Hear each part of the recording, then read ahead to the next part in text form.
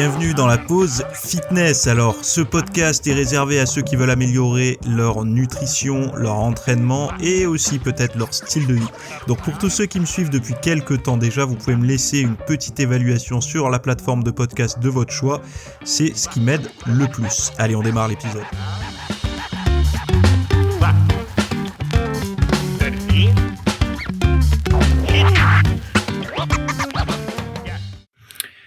Salut à tous, j'espère que vous allez bien pour ce début de semaine. Alors, nouveau podcast, nouveau sujet, donc on va parler de 3 sujets. Le stress et la prise de poids, donc c'est un article que j'ai lu et j'ai vu 2-3 petits trucs qui pourraient peut-être vous intéresser de comprendre, hein, tout simplement. La viande cultivée en labo également. Donc en fait la vraie fausse viande, hein, pas la viande à base d'autre chose, de la vraie fausse viande, donc de la vraie viande mais pas sans tuer, voilà. Et ensuite les aliments, la conservation des aliments, donc vous savez les dates de consommation et tout ça, pour essayer de faire un petit peu de l'anti-gaspillage et puis voilà, vous rassurer un petit peu parce qu'il y a des gens qui sont parfois anxieux quand ils voient une date limite qui approche ou qui vient juste d'être dépassée. Donc on va voir un petit peu ça.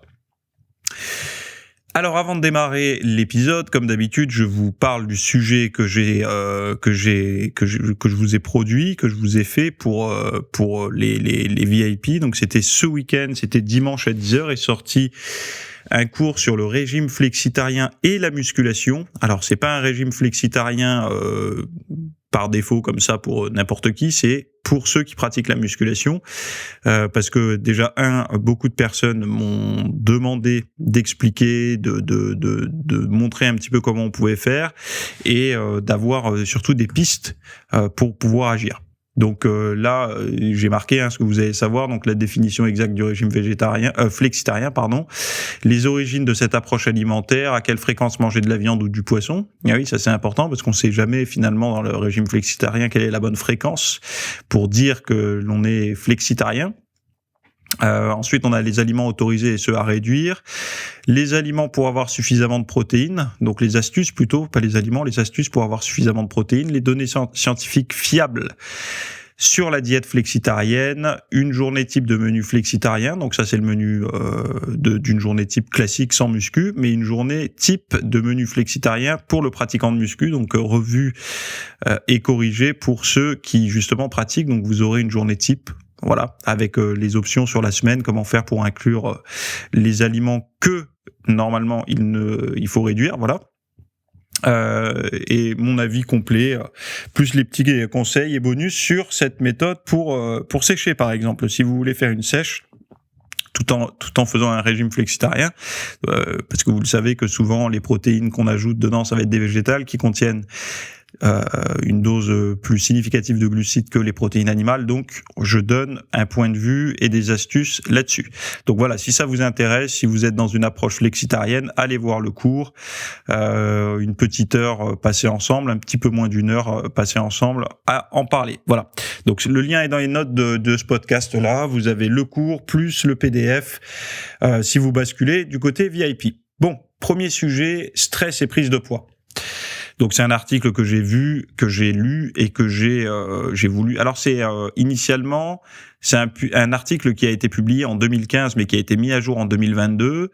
Donc l'auteur c'est Priscille Tremblay, donc journaliste scientifique qui parle des effets négatifs du stress sur le poids.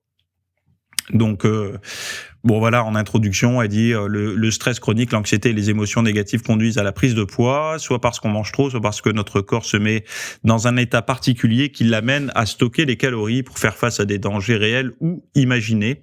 Donc voici les mécanismes qui expliquent comment un excès de stress ou une mauvaise gestion de ses émotions conduisent au surpoids et surtout comment on peut remédier à ces kilos émotionnels sans passer par la case régime. Vous savez, le fameux mot qui C'est toujours la même chose. Le régime, quand on met le mot régime dans le discours, finalement, on voit que derrière il y a privation, il y a dangerosité, on a tout un tas de choses qui viennent se greffer à ce mot-là. Et le simple mot régime peut conduire à pas mal d'échecs déjà. Enfin, ça, c'est une chose que moi je vois en tout cas, et que, enfin, on peut observer tout ça, que quand on parle régime, on parle pas forcément d'un truc plaisant, quoi. Bref. Donc première question, est-ce que le stress fait grossir le ventre ? Et la réponse est oui, et ils disent à cause du cortisol, alors produit par les glandes surrénales. Le cortisol est l'hormone du réveil et de la mise en alerte. Alors ça, je sais, j'aime bien le répéter régulièrement dans les podcasts que je fais, ou même dans les cours que je vous propose. Dans le monde de la musculation, le cortisol, alors pour tous ceux qui ont lu les vieux articles, etc., que ce soit sur les blogs ou dans les magazines, le cortisol en muscu était toujours l'ennemi. L'ennemi, pourquoi ? Parce que cortisol, catabolisme, donc catabolisme, c'est la destruction du tissu, et donc du coup, perte de muscles, etc. Mais le cortisol, c'est aussi lui qui est responsable de votre vitalité au régime, de votre vitalité au réveil. Donc, c'est-à-dire que quand vous ouvrez les yeux le matin, ce qui vous permet de rentrer un petit peu dans la journée, qui vous permet d'être actif en début de journée, c'est cette production de cortisol. Donc, pourquoi elle démarre le matin ? Parce que justement, étant vivifiante comme hormone, si elle était présente durant la nuit, vous aurez du mal à avoir une bonne nuit de sommeil. Donc, c'est quand même quelque chose qu'il nous faut. Donc c'est pas quelque chose qu'il faut chercher à supprimer intégralement, et d'ailleurs on peut avoir des décalages de cette sécrétion de cortisol, et chez des personnes le matin ça peut être bas au lieu d'être élevé, et donc du coup ce sont des personnes qui ont du mal à sortir du lit, et ils vont avoir une production en décalage dans la journée. En fait, ils vont avoir un décalage de leur cycle comme ça, et donc du coup ça peut être problématique. Mais bon, bref, là pour donc cette production par les glandes surrénales du cortisol et l'hormone du réveil, de la mise en alerte, c'est lui qui permet la résistance au stress de la vie. Donc quand vous rencontrez des problématiques dans votre quotidien, si donc je continue les citations, si votre environnement vous stresse ou votre adaptabilité est en berne, vous produisez trop de cortisol. Trop de cortisol signifie aussi prise de poids. L'organisme bascule en mode danger, risque, famine, et met en réserve de l'énergie. Donc en fait, il détecte qu'il y a une situation risquée ou de danger. Donc son but étant de mettre de côté un petit peu, comme si vous jugez que il va y avoir des coups durs dans votre vie au niveau financier, vous allez mettre un petit peu d'argent de côté pour pouvoir abaisser votre anxiété de l'avenir. Et ben là c'est un petit peu la même chose en fait. L'organisme stocke un petit peu de côté de l'énergie sous forme de gras parce que vous êtes dans un état de stress, et donc du coup c'est pour vous permettre de voir plus loin dans l'avenir. Donc ils disent là que les femmes sont plus touchées par les kilos liés au stress. Donc bon, le cortisol modifie le stockage du sucre, réduit la masse musculaire, modifie le stockage de l'eau et des fluides dans l'organisme. Il est directement lié à la prise de masse grasse au niveau de l'abdomen. Il augmente le tour de taille, surtout chez les femmes. Donc vous savez, cette notion, quand on dit que quand on est stressé, on fait un petit peu plus de poids, mais également un peu plus de rétention d'eau, oui. Mais il y a quelque chose qu'il faut savoir, c'est que nous ne sommes pas tous égaux face aux hormones du stress. C'est-à-dire que chez certaines, alors c'est dans une minorité de cas, en tout cas c'est plus courant que le stress encourage la prise de poids, mais chez certaines personnes, le stress fait perdre du poids. C'est-à-dire que la cellule, donc les cellules adipeuses, on va dire, donc les cellules qui stockent le gras, réagissent sous l'effet des hormones du stress. Donc là ils disent le cortisol, mais c'est également l'adrénaline. Chez certaines personnes, le stress va ouvrir entre guillemets les cellules et déstocker. Donc permettre de déstocker du gras, parce que le stress, un événement stressant, bim, on libère un peu d'énergie stockée dans les cellules graisseuses, donc du coup potentiellement les gens maigrissent puisque on libère de ça. Mais globalement, sous l'effet du stress, les gens vont plutôt avoir l'effet inverse. Donc, c'est-à-dire que les cellules vont être hyper réceptives et donc, du coup, vont plutôt stocker sous l'effet du stress, accumuler un petit mécanisme de protection. C'est pour ça que tout le monde ne comprend pas ces effets du stress. C'est pas pareil pour tout le monde. Et encore une fois, je pousserai un petit peu le raisonnement dans l'espace VIP justement pour ça, pour expliquer un petit peu ça en détail. Mais c'est vrai qu'on n'est pas tous égaux et on peut le vérifier. Il y a des gens, encore une fois, je me répète, mais des gens très stressés qui perdent du poids et des gens très stressés qui prennent du poids. Donc globalement, vous n'avez pas besoin de savoir qui fait quoi. Le but, c'est de savoir vous ce qui se passe quand vous traversez des périodes fortement stressantes. Quel est est-ce que vous avez plus de mal au régime à régime égal à perdre du poids, etc. Donc c'est quelque chose qui est à faire de la rétention d'eau et compagnie, quoi. Donc ça, c'est mieux vaut vous connaître vous, parce que le but c'est ça, hein, c'est dans le développement du physique et l'optimisation de votre corps, etc. Le but c'est quand même de vous comprendre vous avant de comprendre l'intégralité des êtres humains, quoi. Donc ça, c'était une partie que j'avais récupérée. Une autre, donc le poids des aliments de réconfort, etc. Quand le stress fait grossir. Donc c'est vrai que au-delà des réactions physiologiques directes du stress, il y a aussi des effets psychologiques. Alors là, j'avais récupéré une citation. Alors que satisfaire une faim physiologique entraîne un bien-être. Donc une faim physiologique, c'est la faim normale, hein, la faim parce que votre organisme vous envoie des signaux qu'il a besoin, donc la glycémie baisse, etc. Donc du coup, ça vous dit hop, il va falloir vous réalimenter un petit peu. Donc manger en cas de faim donc physiologique entraîne un bien-être, mais alors manger en cas de faim psychologique provoque honte et culpabilité. Donc la faim psychologique, qu'est-ce que ça pourrait être ? Ça pourrait être, vous traversez une émotion négative X ou Y, de l'ennui, du chagrin, peu importe. Et le chagrin, c'est pas, on va dire plutôt de la tristesse, parce que le chagrin, en règle générale, ça coupe plutôt la faim. Mais on va se diriger vers des aliments réconfortants. En fait, dites-vous bien une chose, c'est que l'alimentation émotionnelle,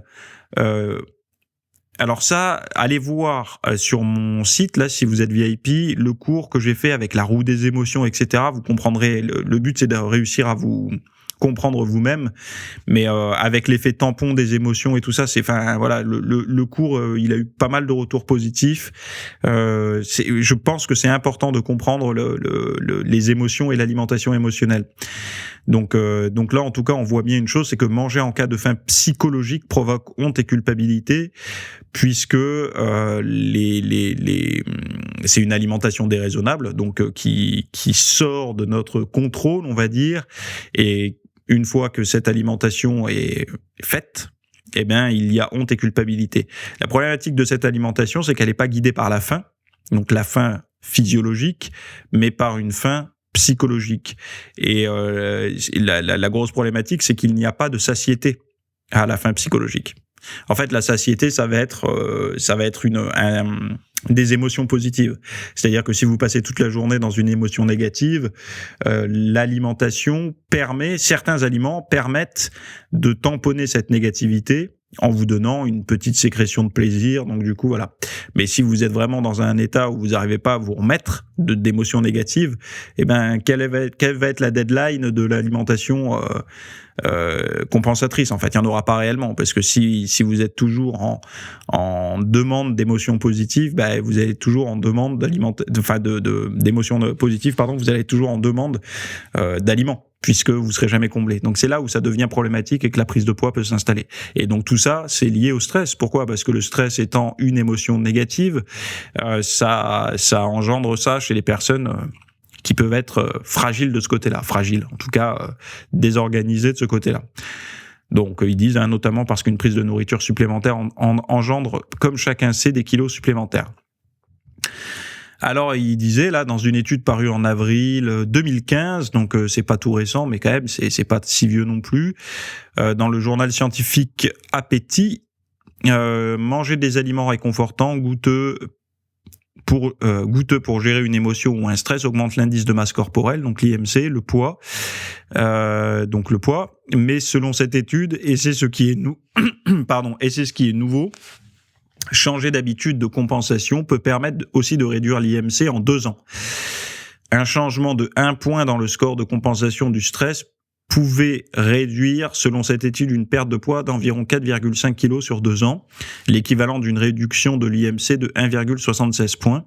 Une bonne nouvelle notamment pour les adultes jeunes en surpoids qui sont plus à risque que les autres de prendre du poids rapidement selon les auteurs de cette étude.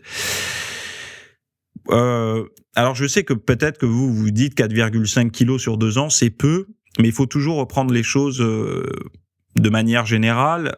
Quand il y a prise de poids, en règle générale, c'est pas, vous savez, des fortes prises de poids.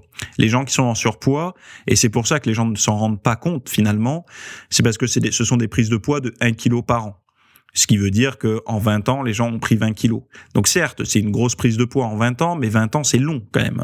Donc on n'a pas le temps c'est pas suffisamment rapide pour que du jour au lendemain, on voit la différence dans le miroir, mais c'est relativement significatif parce que 20 kilos de plus de masse corporelle, si c'est pas du muscle en plus, même si c'est du muscle, ça fait travailler plus l'organisme, mais bon, quand c'est du gras, c'est vraiment pas bon, quoi. Donc c'est là finalement où ça devient intéressant, la notion de un changement de compensation. Donc admettons une personne compenserait avec je sais pas moi, quand il rentre, il se gave de chocolat de manière émotionnelle. S'il arrive à changer sur un aliment riche en fibres par exemple, ou je sais pas moi, des légumes ou peu importe, mais quelque chose de sain qui a moins d'impact, ça pourra avoir un effet significatif, quoi. Donc c'est toujours la même chose. L'idée, moi j'aime pas trop. Pour moi ça c'est une béquille. C'est-à-dire que ok, là on limite la casse dans l'immédiat en arrêtant de consommer par exemple des aliments trop sucrés, trop gras, trop salés et tout de manière émotionnelle. Donc on s'oriente plutôt vers des aliments sains. Et après, quand on a fait ça, on peut commencer à se dire, ok, quelle est l'émotion en question que j'essaye de tamponner au quotidien avec de l'alimentation et essayer de travailler là-dessus. Donc c'est un peu comme un traitement, vous savez. En attendant de trouver la solution, on vous donne quelque chose qui vous fait moins mal, quoi. Mais après, il faut faire attention parce qu'il y a des gens qui vont tomber dans le raccourci de se dire, ok, moi je continue mon alimentation émotionnelle, mais je mange par contre des bons aliments, quoi. Et je pense pas que ce soit une bonne stratégie à long terme. Donc là, ils disent après, il y a une stratégie pour limiter le stress, etc. Donc la cohérence cardiaque est une arme efficace, non médicamenteuse, de lutte contre l'excès de cortisol. Il s'agit de la perception du stress. Elle agit sur la perception du stress et donc indirectement sur la sécrétion de cortisol. Elle agit également aussi directement en augmentant la fabrication de la DHEA, ce qui modifie le rapport entre le cortisol et la DHEA, qui ont la même origine biochimique et qui sont sécrétés sur un mode soit l'un soit l'autre. Réduction du taux de cortisol et stimulation de la fabrication des DHEA sont l'un des modes d'action physiologique de la cohérence cardiaque. Oui, c'est ça. Et donc, je continue. La cohérence cardiaque synchronise le rythme du cœur et celui de la respiration. Elle s'obtient grâce à une respiration lente, ample et régulière de 6 cycles par minute. Pratiquer 5 minutes d'affilée, cette respiration en fréquence 6 permet de réduire le niveau de stress. Donc, si vous avez une montre style Fitbit, vous avez une appli Relax, je crois, ça fait un peu ça. Mais sinon, vous avez une appli qui s'appelle Respi Relax, qui est gratuite de mémoire et qui vous permet de faire de la cohérence cardiaque. Je crois aussi que vous avez dans les applications de méditation type Petit Bambou et tout une fonction pour faire ça. Moi, je sais que la cohérence cardiaque, c'est quelque chose que je connais depuis quelques années. C'est intéressant à faire et de toute façon. Vous savez, quand ce sont des méthodes comme ça qui sont non médicamenteuses et tout, parce que le stress, on en vit tous, alors tous de manière différente. Certains, ça va être pour des choses et d'autres, ça va être pour d'autres choses. Mais ça peut toujours être intéressant de revenir un peu à cette fameuse cohérence cardiaque, cette respiration, surtout que ça apporte plutôt que du positif, quoi. Donc voilà. Et puis surtout, c'est quelque chose qui ne demande aucun équipement. Vous pouvez le faire même en comptant dans votre tête, quoi. Voilà. Donc voilà pour le premier sujet, on passe au deuxième, donc la viande cultivée en labo. Donc cette fameuse viande, donc le titre, alors bon là c'est traduit de l'anglais, mais la viande cultivée en laboratoire est là, peut-elle sauver notre bacon? Alors bon c'est anglais, donc je pense qu'ils aiment le bacon. Alors ils disent là en 2019, l'entreprise américaine de viande de culture, donc cette fameuse viande fabriquée à base de cellules et tout, mais qui ne tue pas d'animaux en fait, directement, Par rapport aux œufs, enfin ils disent, alors en 2019, l'entreprise américaine de viande de culture a commencé à vendre des œufs végétaliens à base de haricots mango. Par rapport aux œufs conventionnels, leur version nécessitait 98% d'eau en moins pour produire ça, 86% de terre en moins et émettait 93% d'émissions de CO2 en moins. Donc ça, c'était pour les faux œufs. Un an plus tard, ils ont commencé à vendre du poulet fabriqué en laboratoire. Le premier produit cultivé au monde approuvé pour la consommation humaine. Comparé à un poulet conventionnel, il nécessitait 78% d'eau en moins, 95% de surface en moins et il émettait 92% d'émissions de CO2 en moins. Voilà. Donc la surprise, c'est que ça a le goût du poulet et tout ça. Donc ils disent, j'avais récupéré d'autres choses. Donc la société, c'est Good Meat. Et ils disent que la production mondiale de viande a plus que quadruplé depuis 61, donc 1961. La consommation a augmenté de près de 87%. La production animale est aujourd'hui responsable d'environ 14,5% des émissions de gaz à effet de serre d'origine humaine. Notre système alimentaire entraîne la perte de biodiversité, la déforestation, la pollution de l'eau. Alors, ces chiffres, à chaque fois que je lis un rapport, ils sont toujours différents. On a des fois du 14, des fois du 20. Bon, mais globalement, on est dans ces chiffres-là. Donc voilà, donc je continue. La plupart des calories sont perdues dans le cadre de la croissance et du fait d'être un animal, explique Kell. Donc c'est directeur scientifique de technologie du Good Food Institute en Europe. Et vous ne mangez même pas la majeure partie de l'animal. Un poulet doit manger 9 calories pour produire 1 calorie de viande. Voilà. Donc nous voyons qu'est-ce que j'avais récupéré d'autre? Voilà ça. La viande cultivée est la vraie viande animale produite directement à partir de ces. En fait, la viande cultivée, c'est de la vraie viande animale. C'est ça qu'il faut comprendre. Produite directement à partir de cellules animales. Le poulet de Good Meat, là, par exemple, est composé à 70% de cellules de poulet cultivées et à 30% de protéines végétales pour plus de structure et de saveur. Aucun animal n'est tué lors de sa fabrication. Alors moi, ce qui m'intéresse de voir là-dedans, c'est est-ce qu'il est possible de ne pas avoir ces 30% de protéines végétales pour le plus de structure et de saveur? Ça, déjà, c'est la première chose. Et la deuxième chose, pourquoi, étant donné qu'on a une bestiole qui, quand on la tue, elle n'a pas besoin de ça, pourquoi là on en aurait besoin? C'est là que j'arrive pas à comprendre. Donc ça veut dire qu'il y avait une différence entre les deux. Structure, en plus, je pense à collagène. Moi, quand je vois structure, je pense collagène. Quand je pense saveur, je pense graisse. Donc est-ce que ils arrivent à produire quelque chose, mais qu'il y a pas d'acide gras et pas de de liant, quoi, entre guillemets. Donc bref.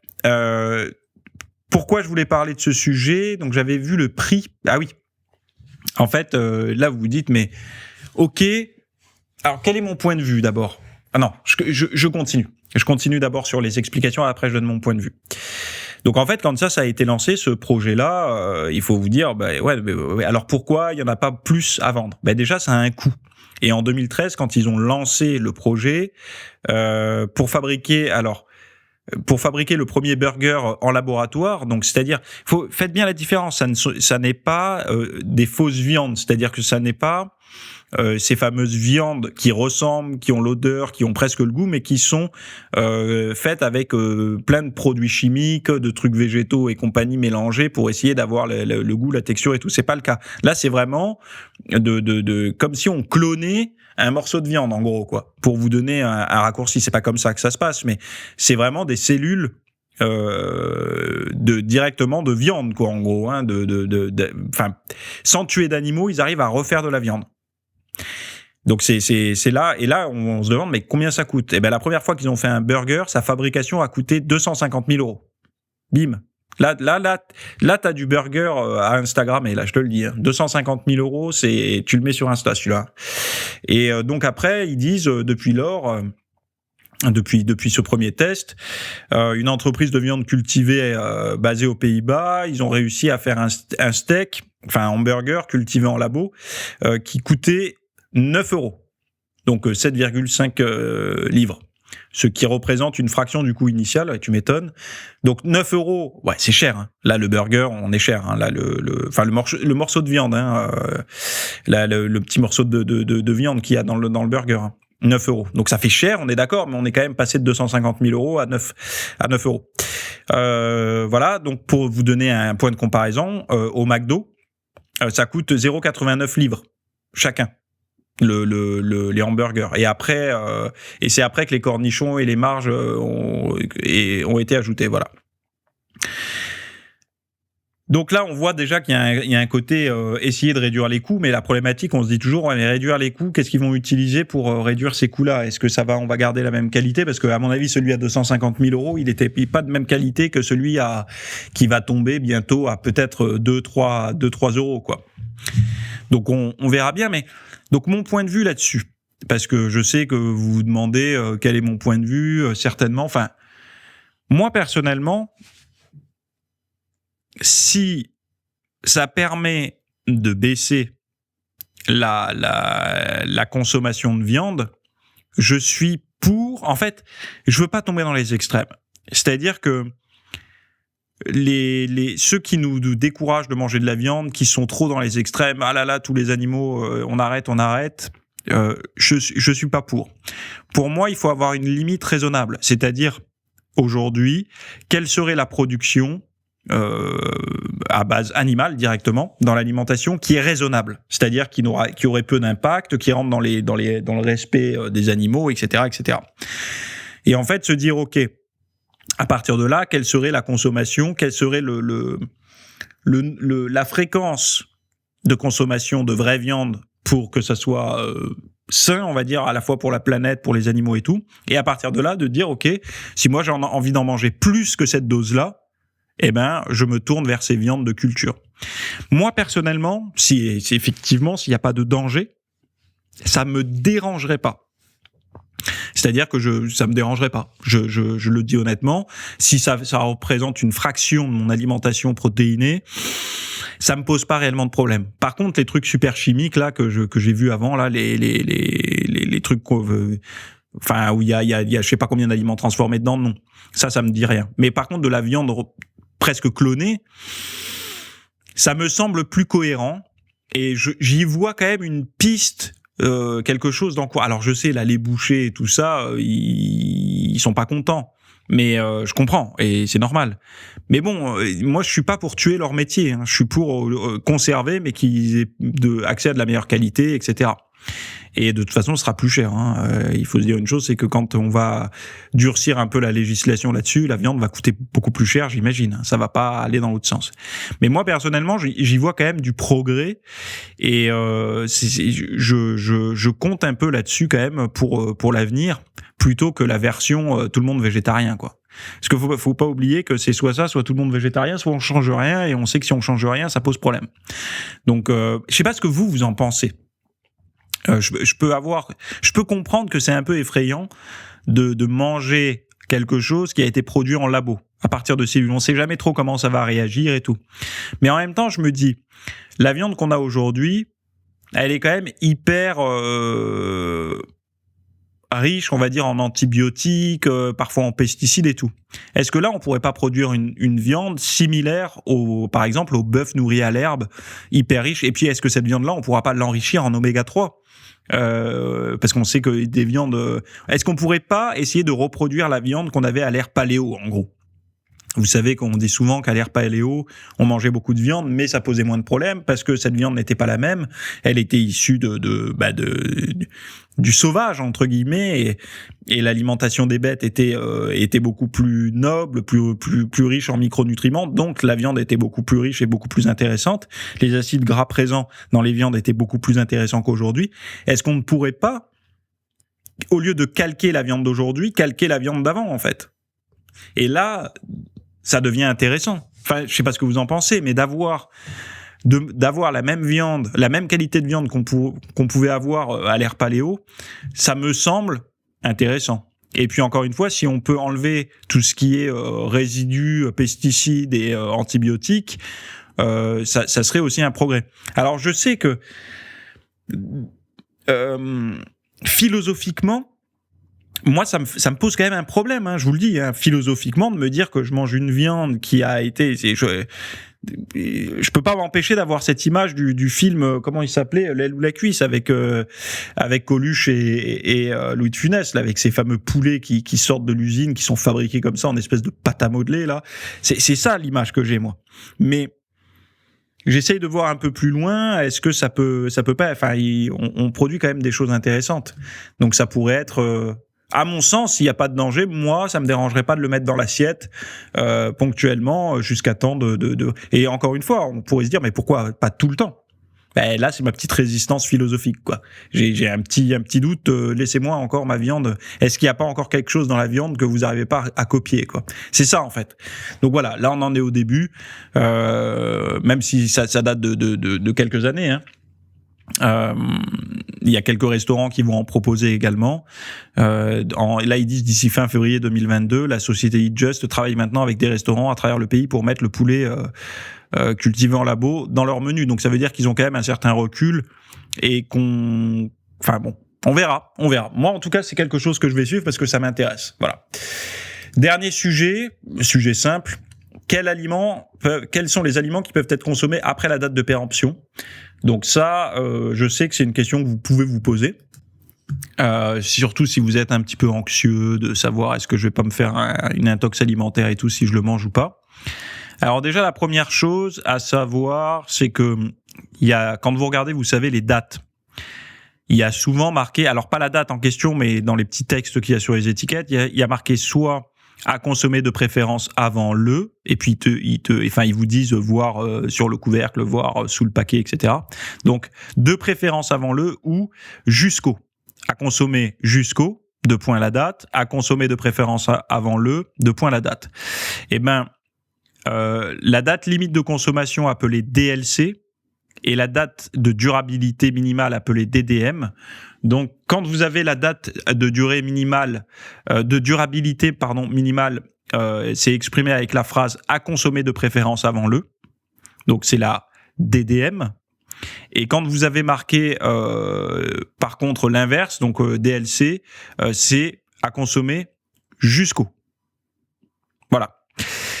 Donc ça déjà, s'il faut jusqu'au, et alors jusqu'au, faut pas aller plus loin, c'est-à-dire que quand vous dépassez la date terminée, on oublie, on ne consomme plus le produit, et de préférence avant le, vous pouvez continuer à consommer le produit après la date. C'est juste que le goût et la texture et tout ne sera pas exactement la même. Mais logiquement, il y a moins ou pas de risque. Donc une fois que l'on sait bien comment conserver ces aliments, quelles sont les règles pour bien gérer les dates de limite de consommation? Alors ils disent pour les produits qui ont une date de durabilité minimale, donc DDM, ils peuvent être consommés après cette date sans risque. Donc c'est ceux avec marqué de préférence avant le. Mais attention, pour que le produit reste bon gustativement, il faut qu'il soit très bien conservé. Et maintenant, pour les produits qui ont une date limite de consommation, donc la DLC, donc à consommer jusqu'au, il faut être très vigilant et respecter les règles suivantes. Première règle, la viande, le poisson, mais aussi tous les autres produits de la mer ne doivent jamais être consommés après la date limite de consommation. Donc vous ouvrez votre barquette, elle était bonne jusqu'à hier de poulet ou de poisson ou quoi, ça sent un peu fort, vous dites allez c'est bon, c'était jusqu'hier, je peux y aller, évitez. Voilà. Si un produit a une date limite de consommation qui est très proche et qui est atteinte ou qui est dépassée, il ne faut jamais congeler. Donc si vous congelez des aliments de ce type, ou alors qu'il y a une date limite une date avec marqué jusqu'au, là, une DLC, congelez-le quand vous arrivez des courses, quoi. N'attendez pas le dernier moment en vous disant je n'aurai pas le temps de le manger cette semaine, c'est bon jusqu'à demain, donc je le congèle. Mauvaise idée, mauvais timing. Après, ils disent il y a quelques produits comme les yaourts qui peuvent être mangés quelques jours après la date limite de consommation si leur emballage est intact. Mais par sécurité sanitaire, il vaut mieux organiser ses achats pour ne pas garder de produits avec des dates limites de consommation dépassées. Enfin, il y a des produits vendus sans pré-emballage comme les pâtisseries, les confiseries, les légumes, les fruits frais.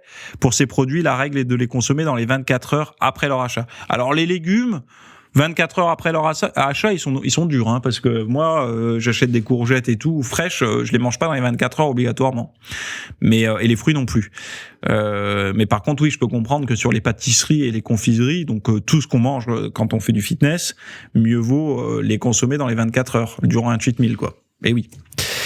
Bref, donc voilà un petit peu pour ça. C'était des petites astuces, mais je sais qu'il y a beaucoup de personnes qui ont une tendance anxieuse avec ça. Moi, le premier, je vois une barquette de poulet avec le film gonflé dessus, j'ouvre, ça pue. Même si la date elle est pas arrivée, je vais m'y prendre à 2 fois avant de me dire si je le cuis ou pas.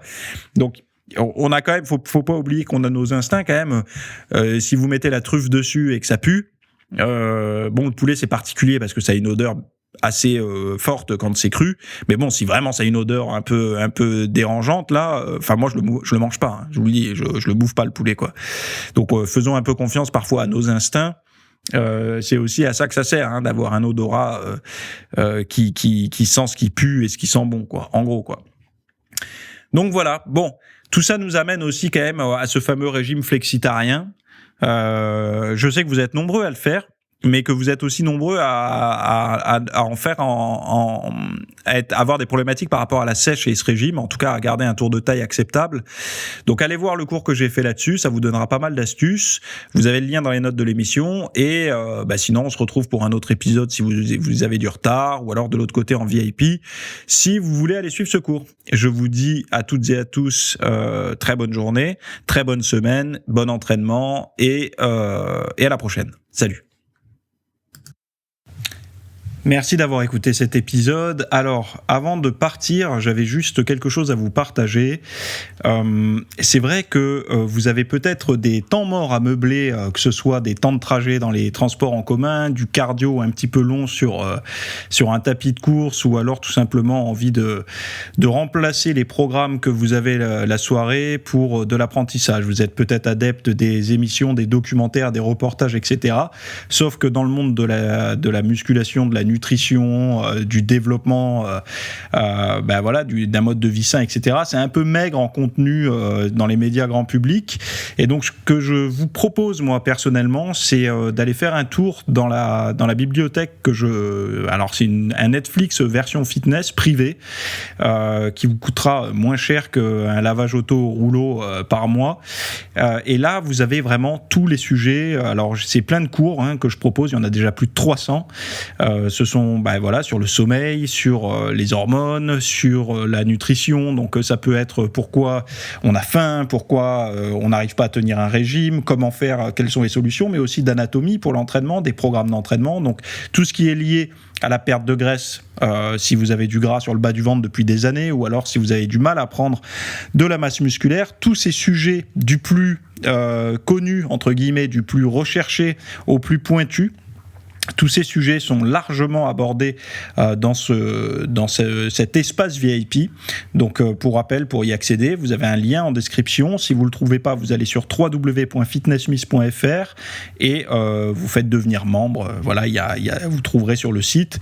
Et vous accédez à ce contenu caché que vous pourrez écouter partout. Voilà, je vous laisse ici. Très bonne fin de journée à tous.